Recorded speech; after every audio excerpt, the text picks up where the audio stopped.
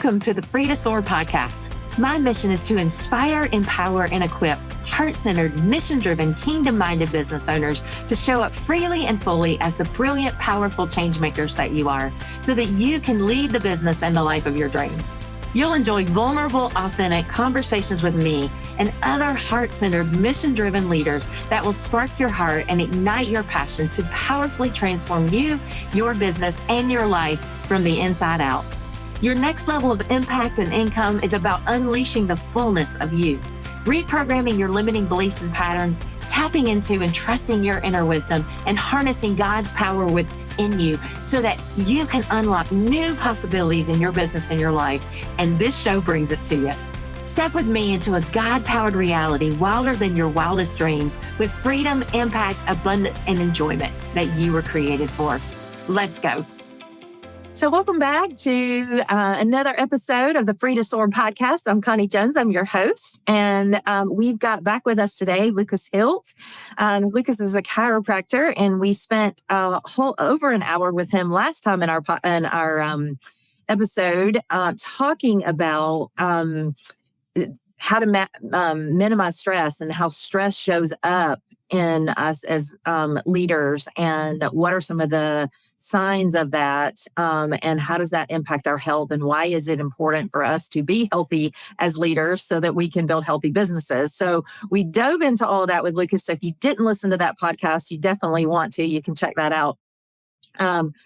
But we're back for part 2 today, because we want to talk today about how to help leaders live optimally. And how to set our day up for success from a lifestyle perspective. And so just to introduce Lucas. Lucas, welcome back. I'm going to introduce you again, but welcome. We're happy to have you again. Yeah, I'm happy to be back. Thank you. Thank you. All right. Well, so just to give you Lucas's quick intro again, Lucas grew up in Wheaton, Illinois, in Peachtree City, Georgia. He developed a passion for chiropractic care as a young boy, and he attributes his mom for teaching him at a young age the importance of being regularly adjusted and the benefits it has on the body's health. Lucas recognized the major role that being adjusted had on his preparation, recovery, and injury prevention, allowing him to become a state champion wrestler and accomplished football player at both the high school and college levels.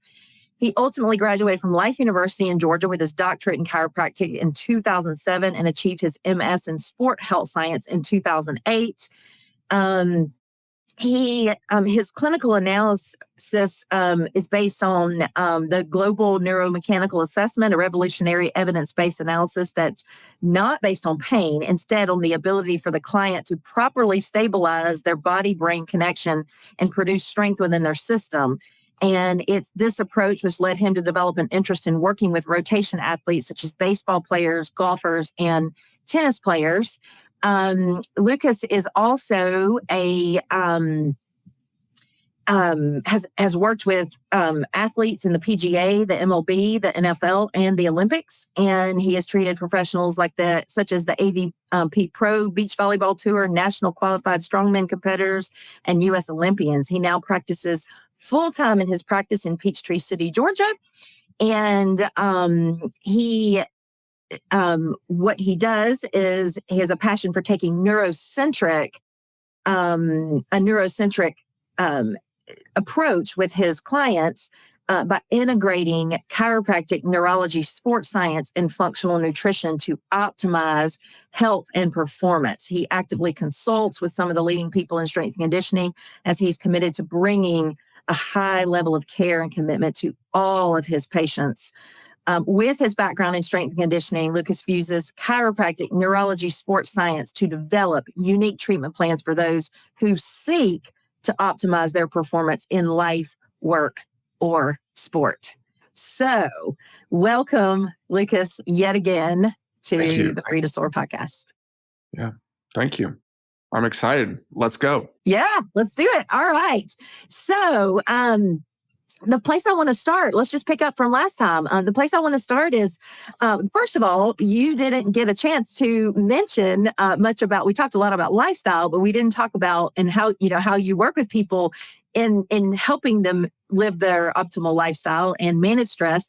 But what we didn't talk about last time was your chiropractic care. Yeah. Yeah. So talk about why that's an important piece of health. From a health perspective, the brain controls everything. It's how well the brain and body are communicating. Um, and we understand that. Like we certainly can't live without a brain. But when the body is able to sense its environment properly, and it's that brain body connection, signals from the brain to the body are as efficient as possible. The signals back from the body to the brain are as efficient as possible. Then you're allowed to express the the godly design that our bodies are, and just go out and do. Because for me, and the way I see it and the things I study, it's when brain and biology are working together, you can see some really phenomenal, inspirational human expression. Yeah. So it's and how does that how does our when you the nervous system, how does that get how does the connection get how do we get disconnected, I guess is the Yeah. way that what causes that? Yeah, well, for me, it's a chiropractic, from a chiropractic perspective, it's a subluxation. So if you're going to a chiropractor, they're assessing to see where those imbalances are in the spine. Um, from the brain to the spinal cord to the nerves that exit the spinal column, it's when you have that neurological the interference, and we can do that. I specifically do it more from a muscle testing perspective of going, oh, you're weak here. I adjust the neck. For example, you're weak in the leg, you're weak in the ankle. I adjust the neck, and now we have a strength improvement. First sign of injury, first sign of decreased performance is a decrease in strength.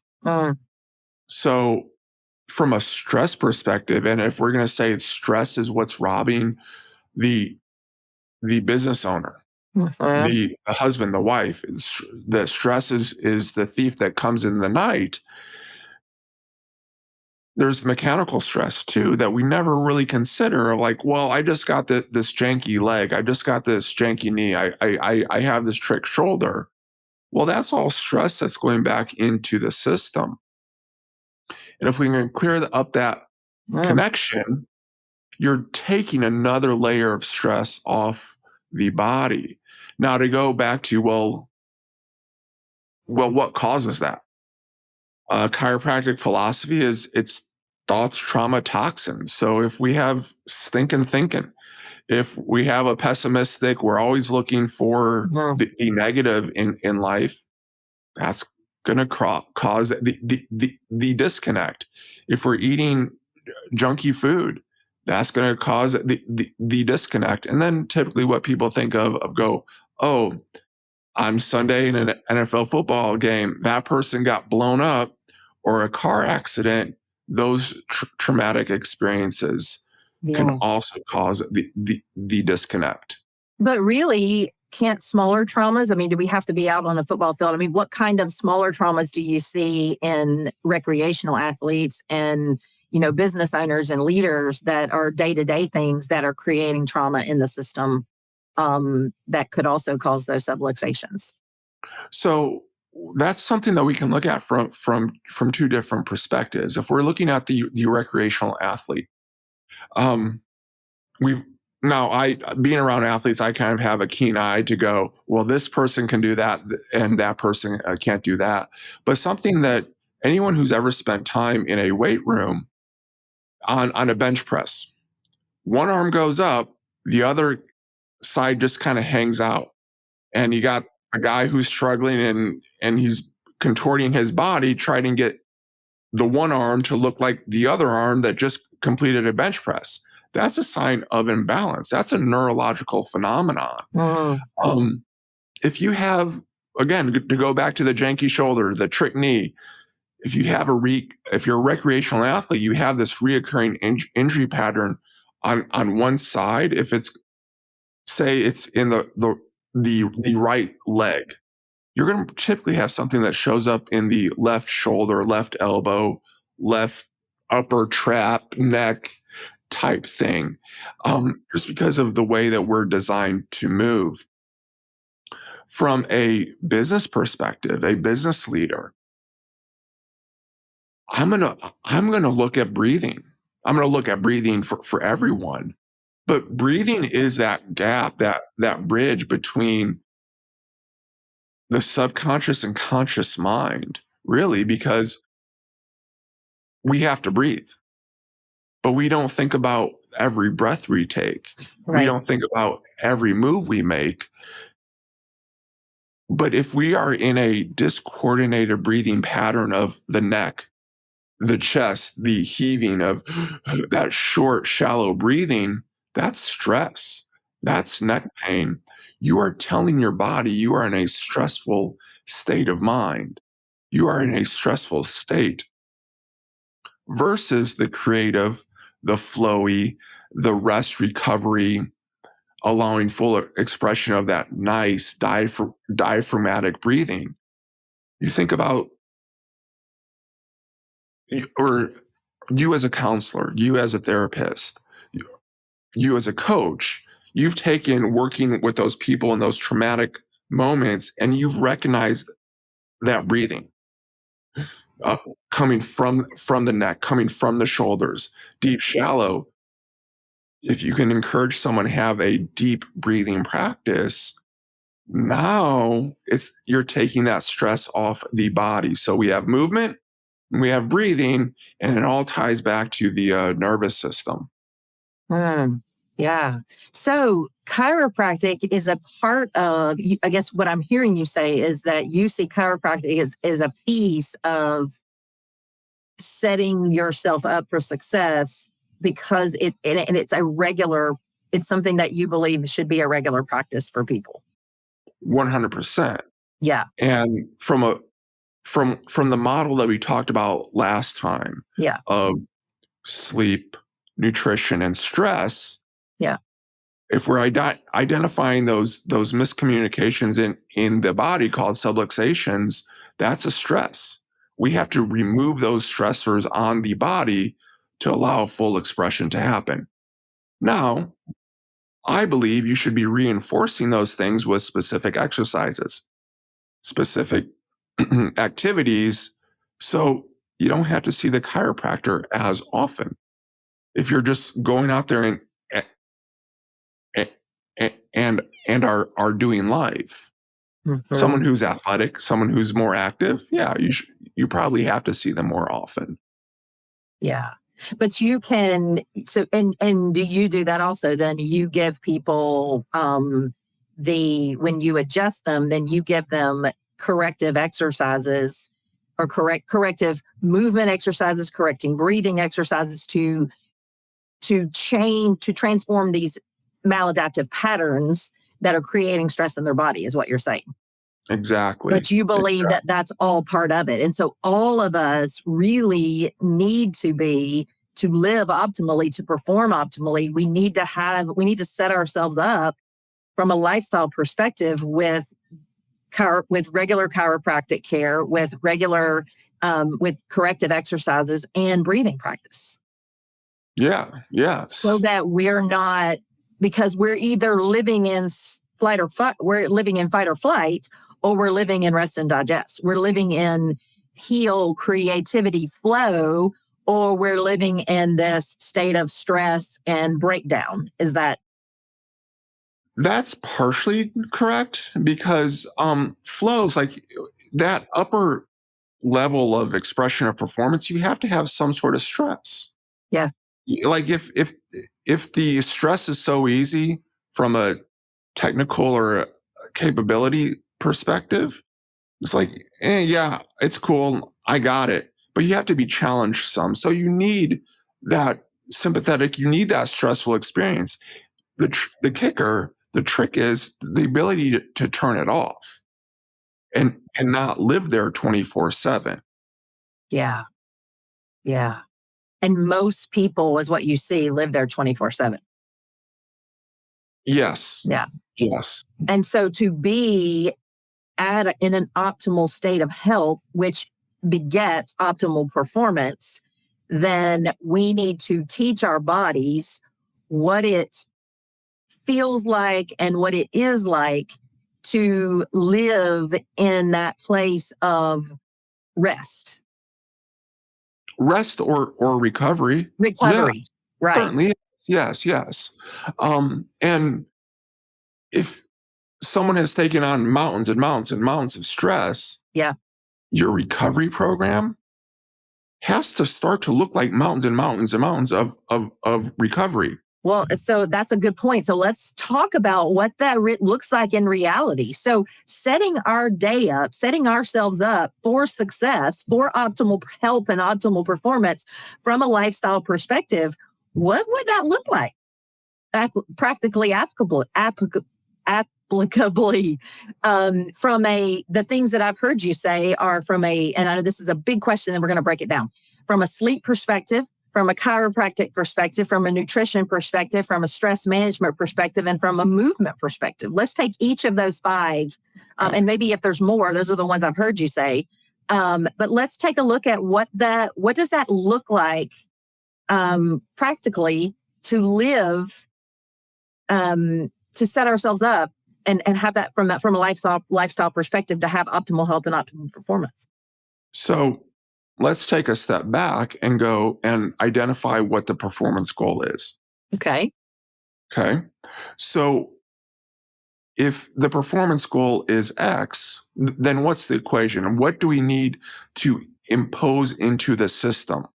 What type of training, what type of nutrition, what type of sleep, what type of recovery all needs to fit into the equation to equal performance. Right. And now if you're always robbing Peter to pay Paul, burning the candles at both ends, you have no gas left for performance. So this is about building the tank so you can go and do the performance thing that you want. Okay. And that's sports, that's life, that's business. Yeah. So first and foremost, or from a lifestyle perspective, sleep. Mm-hmm. Sleep. And sleep starts in the morning.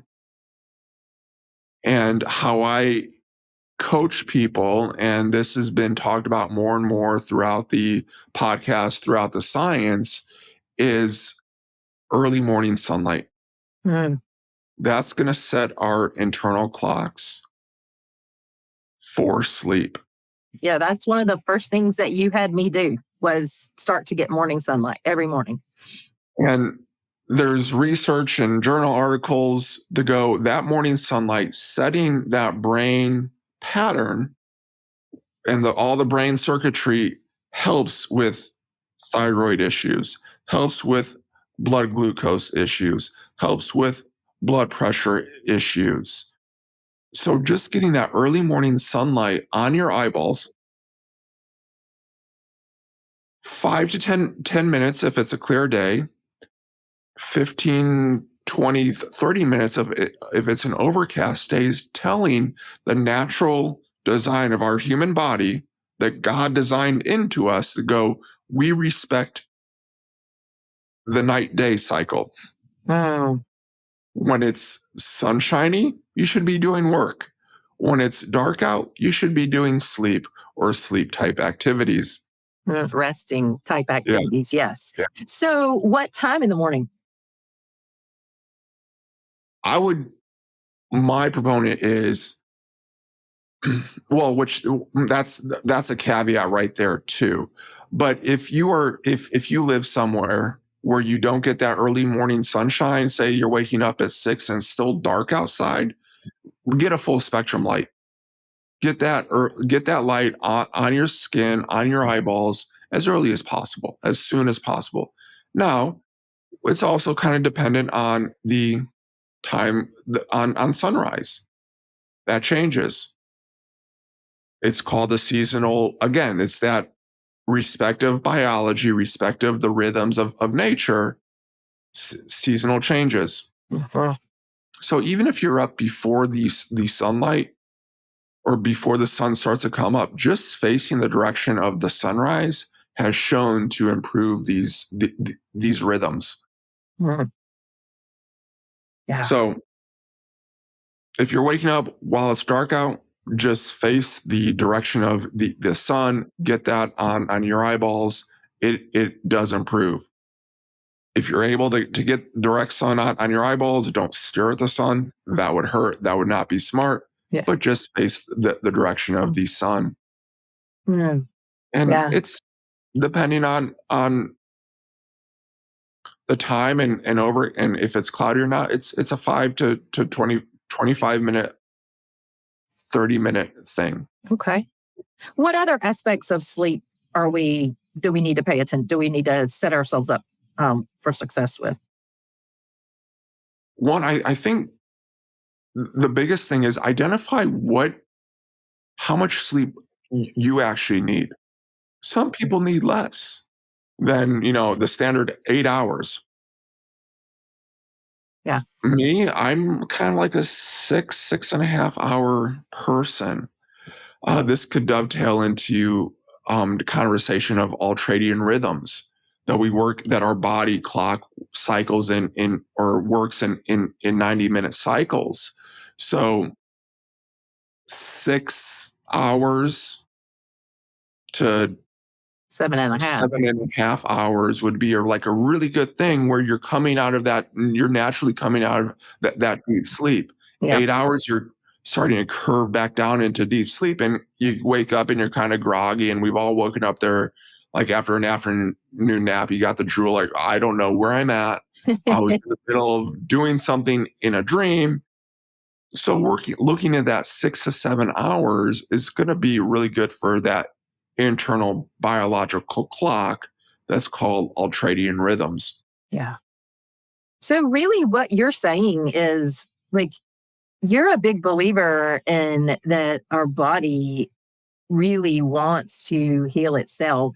And you have a lot of, you take people back to the organic ways of healing and recovery. Well, I'm going to go a step further and say that our bodies, we were designed for peak performance. Yeah. We have the circuitry to experience peak performance. Mm.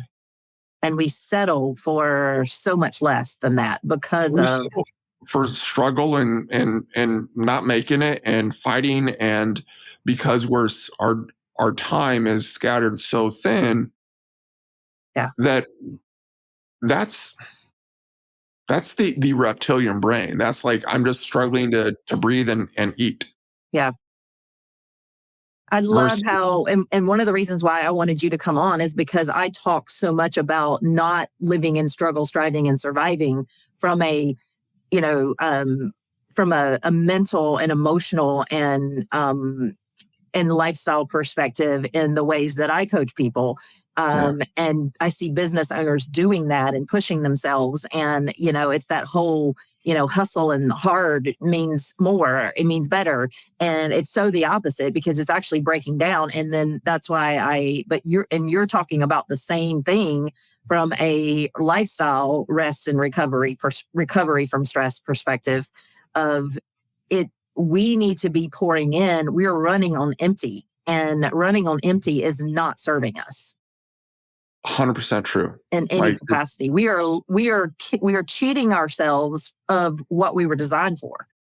Yeah. And the design of that possibility of peak performance. Yes. And to do it on a regular and sustained basis. Yes. We don't have to settle for the breakdown of our bodies. No. Yeah. That is not just a normal thing. I mean, yes, obviously as we get older and it's going to get harder, but we can, if with the right daily habits, and we don't have to do them perfectly, it's just a few things here and there, we can really turn our health and our performance around. Yes. Yeah. Yeah. And as we start to take the ownership and we start to make those small changes, because one change begets a second change, begets a third change. Right. Of not always grinding. Right. Yeah. The reason that ultimate peak performance is called flow state in the world of psychology is that you flow. Yeah. Flowy is flowy. Yeah. Like, It's like, wow, ease. It's it's ease and enjoyment is those are the words it's ease and enjoyment rather than hard and burdensome and miserable. yeah. That's not And flow. no, and something that just hit me is there's this meme or conversation from Bruce Lee, the martial arts master, who said to be water because water can crash or it can flow. Right. And if you're always crashing, you're always hard, and the waves are always coming in, Yep. well, then you can't ever flow. That's right. And you Yeah. see what a flowy water can do. It's Yeah. majestic, but yet incredibly powerful. Yes. That's amazing. And we have gotten so far from our natural design and nature that we plug into and connect to fuel us and to revive us and to rejuvenate us and refresh us in every way. And I know you're a big proponent of that, and I am also. But we get so far from that because we're always grinding and always stressing. And we tell ourselves that we don't have time, but the truth is we don't not have time. True. And I think the not having time is not scheduling your day properly. Okay, let's talk about that. Yeah. And granted, there'll always be outliers. Yeah. But if you're a business owner, who controls your time? Yeah, we do. Now, if you're an employee, you somewhat agree, like, okay, I'm a 9 to 5 person. Yeah. So the thing I tell my athletes and the lifestyle people I work with is to respect the ultradian rhythms that we've already talked about. Respect those 90-minute work cycles. It's going to be somewhere in 60 to 90 minutes that you'll start to fatigue. You'll start to go, I'm not as productive as I could be. Yeah. You should go take a break. Let your mind open. Take your mind off of the task at hand. Allow your mind to calm down. Yeah. And it's funny that as you actually expand your mind, just go outside and you can go for a walk. You can go outside and do some grounding, take your shoes off and just stand on the earth. Your mind will start to open up and your mind will start to problem solve because your mind loves to solve problems. It loves to find patterns. Yes. So as it's working in the background and you're just not grinding, not pushing, you might actually find that you're a little bit more productive. Yeah. Now, the flip side of that is if you're working on a problem, shut yourself off from the world and work on the problem. Turn off the phone, turn off the notifications, turn off the TV, and focus on the problem. Now, if you're in a business office type setting, perhaps encourage people to work with different types of people to problem solve. Yes. Encourage people to take those breaks. If it's a 5-minute break of going to go do jumping jacks. It sounds silly, but that movement will stimulate productivity. Yes. Breaks definitely do. They open our minds. Yeah. Sure. Versus being stuck in an office, being stuck with no sunlight, despite, the window, not really interacting, working 5-6 straight hours through. You're gonna run on fumes. Yes. Not eating. And we try to do our best. We try to do our greatest work, especially as business owners. We need to be innovative. We need to be, and especially as we get, as our businesses are growing, we want to have our best thinking, and we also want to be working on that bigger vision. And we want to be, we want to be the eagle that's soaring above our business and focusing on vision and moving things forward rather than being the goat that's eating the grass with our head down all the time. And if we're the goat that's just grinding all the time, we're missing all of the possibility and all the potential. We're missing the flow and the creativity where the bigger and the greater innovation and the greater creativity comes. And we're not opening to new possibilities. And so I talk about that with my business owners all the time. And that's what you're saying here is that it really does matter how we set up our day and how we own our schedules. Yeah. Yes. We're either going to own the day or the day is going to own us. Exactly. And someone will always win. Yep. That's right.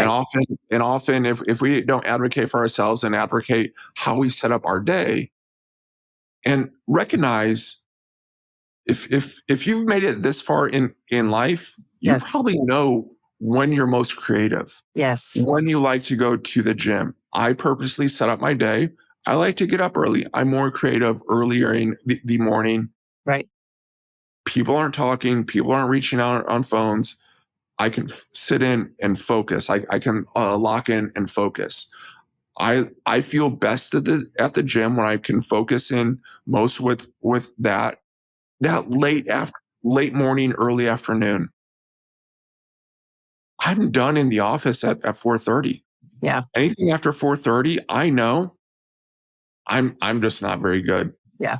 I'm tired. I don't want to be there. I don't give the right clinician, the right practitioner to my clients. Right. They're getting a lesser version of me. So I owe them my absolute best. Mm-hmm. I'd much rather be in at 6:30 in the morning than 6:30 at night. Right. Yeah. And the good news is that we are not powerless. We are powerful and we are empowered. We can empower ourselves to own our day and set it up for success, set ourselves up in ways that, do allow us to be our best so that we're our best for our clients too.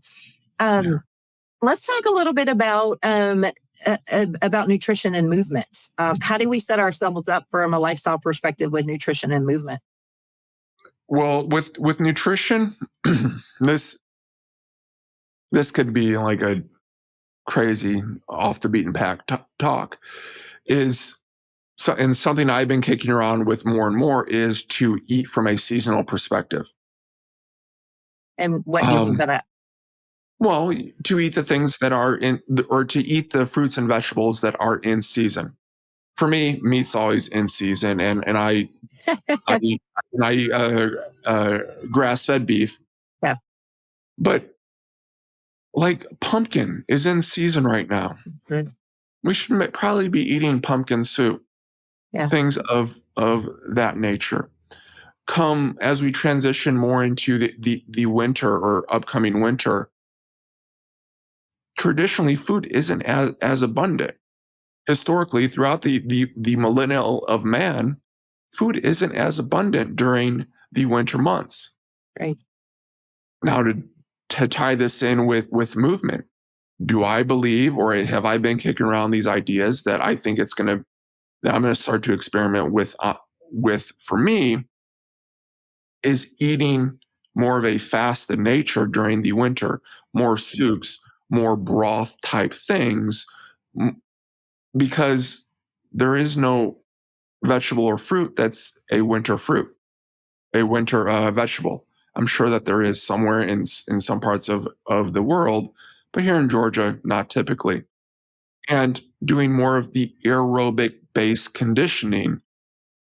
It's not fun being outside during the winter, but if you're out and you're slow trotting, staying slow but steady, developing that aerobic system during the winter, I'm thinking you could actually lose weight throughout the winter and recognize it's that we have those feasts for reasons. We have Thanksgiving, we have Christmas feast for a reason. Good. You go and enjoy all those wonderful good things. but looking at movement and nutrition from a seasonal perspective. Now, that's really fine tuning. That's getting off a little bit into the weeds. But going back to, from nutrition, a rule of thumb perspective, I believe that your best, most filling, eat like a king meal should be in the morning. That's when you get all of the good stuff. You're eating your steak. You're eating your more dense, your more nutritious, caloric wise meal, and then gradually working down to eating like a pauper at night. Yeah. Cutting back on carbs, because if we have because carbs at certain points throughout the day can offset our sleep wake cycle. There was a rule of thumb. You really don't want to be having carbs at night because that can alter your sleep wake cycle. Mm. So we often think, oh, I'm going to have my carbs at night because it's going to help me sleep. I get sleepy after carbs. No, it's altering our sleep wake cycle, and it can last for like a 3 to 4 day period. Wow. So rule of thumb is eat like a king for breakfast, eat like a prince for lunch, eat like a pauper for dinner. Any general, would you say, what about, protein, fat, carbohydrate percentages, anything that you recommend there in particular? I guess it depends on people's goals. Depends on people's goals and what their preference is. And people need to kind of, you kind of have to play around with it to see what works best for you. If your goal is a body composition, all right, that's probably going to look like weight loss. We're probably going to have to cut back a little bit from a calorie perspective or increase our activity. I'm going to go to the rule of thumb, the thing I teach. I teach my clients because I think weighing out food is stressful. I don't want to add another stress to someone's life. We all have a pretty good idea of what a healthy meal should look like. Yeah. Protein should be about the size of your palm. We're all different. Your hand size is different than my hand size. Yeah. So every meal should look like the size of my palm. Fat intake, whether that's nuts, butter, oil, should be about the size of your thumb. Carbohydrates should be about a cupped hand. So whether it's rice, whether it's fruit, blueberries, strawberries, cherries, about the size of a cupped hand. Vegetables, the size of a fist. That is a really good way to set up your plate at each meal. You're going to make sure that you're getting the amount of calories you need, because we need calories to think. We need calories to heal, to fuel, to go out and perform. Yes. You need those things, but sticking to that rule of thumb, and Precision Nutrition does a really good job that's their entire nutrition foundation of how to take your hand with you at every meal you go and sticking to those rules. Okay. And then what about movement per se? I know you've mentioned, moving according to season, that kind of thing, but what about just, a regular routine for somebody who likes to stay in a pretty regular routine? What do you suggest? Again, I know it depends on goals. Depends on goals. I'm a huge fan of, you should be in the gym, you should be picking up weights And putting them down. That's right. And now it can get intimidating because the big meatheads over there, and it's all intimidating. And those people are some of the nicest people on earth, and they will respect you. So go and pick up the weights and put them down. Why is that so important? Stimulate the muscular development that we can stimulate throughout the entire lifespan, and to maintain the strength that we have. Becoming weak is, unfortunately, it's slowly dying, or it's speeding up the death process. If we can maintain our strength, that is anti-aging. Maintaining strength is anti-aging. Wow. Yeah, We know that strength decline happens throughout the lifespan, sure. but do whatever we can to maintain strength. I personally tell people, do what works best for you. If it's 3 days in the gym, if it's 4 days in the gym, you really can't go wrong. Do do the big lifts, squats, bench press, deadlifts, pull-ups. Those things are going to stimulate so much muscular contraction that's going to tell your body like, wow, this is really good for me. On those other days, get good, moderate aerobic based activity. If it's going out for a walk for an hour, walking at that speed where if you walked any faster, you couldn't carry on a conversation. Okay. That's Yeah. going to clear up a lot of potholes that people have. Yeah. You feel like you're overstressed, maybe not work out as much in the gym and do more of that zone 2, blue zone cardiovascular. If I go any further, if I go any faster, I'm not going to be able to carry on a conversation. Yeah. But if I can go at this pace, I can carry on a conversation, then you're really at that good blue zone training. And doing that 60 minutes on those non-gym days, you're going to see improvements. Mhm. Yeah. But it's important to have both, not just one or the other. That, True, yeah. again, balance, moderation. Our body needs the difference. It Mhm. needs the different flows, the different rhythms, the different movements. It's so important. We need variety. And that's where that personalized program comes into play. We Yeah. have the rules of thumb. Yeah. You as a business coach, you have a playbook Yep. that you work from. Absolutely.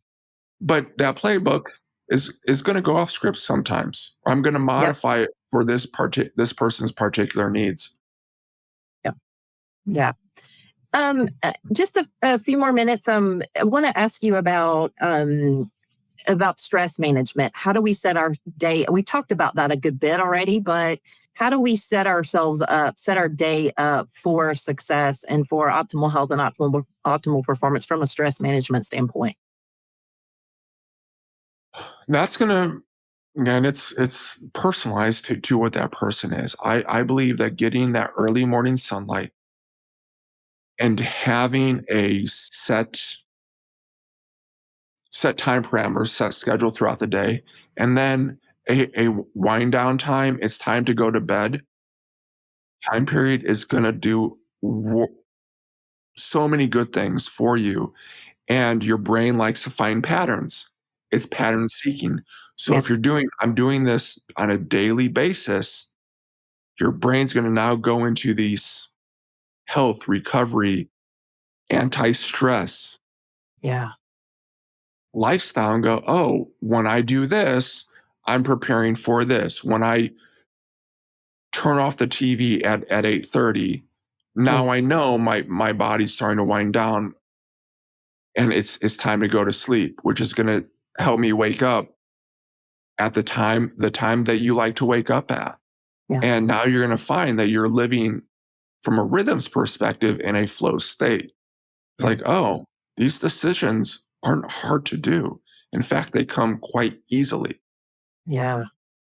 Yeah, that's amazing. So it really is. I love the way that you said, and I can't remember exactly how you said it, but the way that you said that we can we can learn, teach our bodies how to begin to live in a state of rest and recovery, in a state of health versus in a state of stress and breakdown.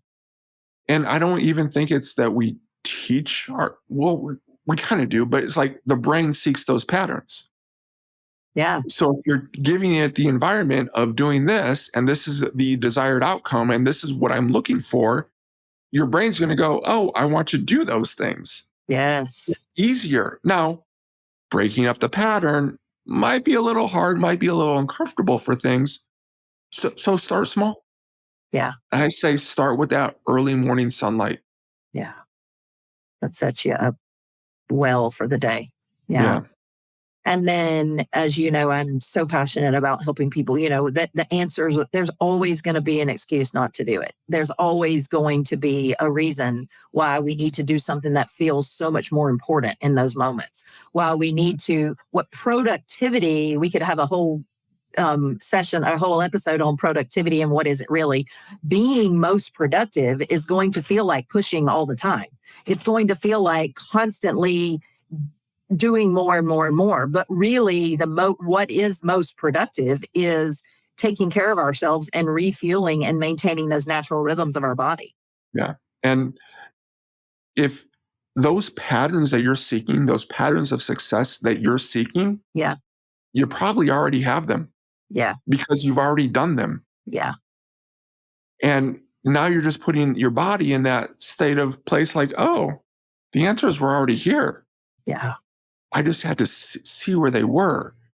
And I was so clouded from all the work, all the focus, all zeroing in. Yeah. That I never saw. Everything was right there in front of me this whole time. Our body knows. We just have to we have to tune in and listen to it. And to do that, we have to open up and stop being the goat and start being the eagle. Yeah. Yeah. And really start to see from an expanded perspective versus a limited perspective. Yeah. I know we've got to go for today, and I appreciate you sharing so much. Is there anything that you want to leave any encouragement, any empowerment that you want to leave our listeners with? It's going to be very similar to last time. And I'm going to be a little bit more specific, is find the wins, find the patterns of success in your brains. And now you're going to start to identify those more and more and go, wait, I'm winning the entire day. Yes. And the patterns of success, not from, I love the distinction here, that not from what society tells us success is, which is pushing ourselves and breaking us down, but find the patterns of success that our body knows intuitively that we need in order to be our best self.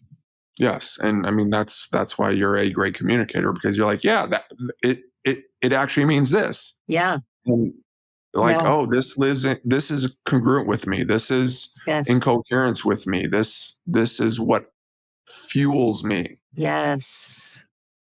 That's amazing. All right. Well, thank you so much again for your time and your expertise. And let us know, how can people find out more about you and get connected with you if they're interested in doing that? Again, probably the best way is my website, which is Spark, SPARC, PTC.com. I am on Instagram, not active or overly active. It's Lucas Hilt, DCMS on Instagram. So thank you for that. Okay. All right. Well, thanks again. And we just really appreciate it. And you guys, just remember how important it is you've got important things to do in the world. You've got things to share uniquely that no one else shares quite like you do, in the same way that you can transmit and deliver what you have. You've got a unique divine design inside of you that God put there, but you've also got natural rhythms and a natural instinctive knowing that we've got to start listening to and paying attention to and following in order to allow us to step into all that he has for us. And so that's what I'm all about. I know Lucas is all about doing that with his clients and his patients. And I want to encourage and empower you to be all about tuning in to what's inside of you and listening, and then connecting with it and allowing it to flow out in the way that allows you to be your optimal you, so that you can live in the divine design that God created you for and live out your divine heritage, because that's what we're all here for. So thanks you guys for listening. If this impacted you in a positive way, I hope that you'll share it with somebody that you love. And I hope you'll join us next time right back here on the Free to Soar podcast. Thanks so much. See you soon. Thanks for joining me today on the Free to Soar podcast, where we empower and equip you to lead the business and the life of your dreams with freedom, impact, enjoyment, and abundance.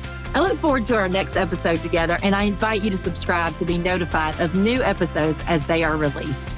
Please share this or your favorite episode with a friend or a loved one, and I'd love it if you'd leave a review on iTunes and Spotify.